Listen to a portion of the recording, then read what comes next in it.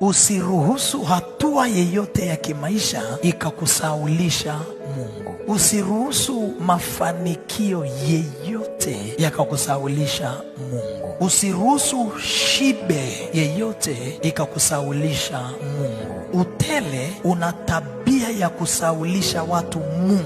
Kwa nini ninakushauri usiruhusu mafanikio yote yakakusaulisha Mungu? Ni kwa sababu shambulizi moja kutoka kuzimu linatosha kukupukutisha. Usikubali hatua yeyote, mafanikio yeyote, shibe yeyote, utele wote ukakusaulisha Mungu, kwa sababu shambulizi moja tu kutoka kwa adui linatosha kumfanya bilionea kurudi kwenye sifuri. Uhusiano wako wa leo na Mungu unakukinga na majanga ya kesho. Uhusiano wako na Mungu ni kinga. Tumwache Mungu awe kinga 24 hours. Tuache pride.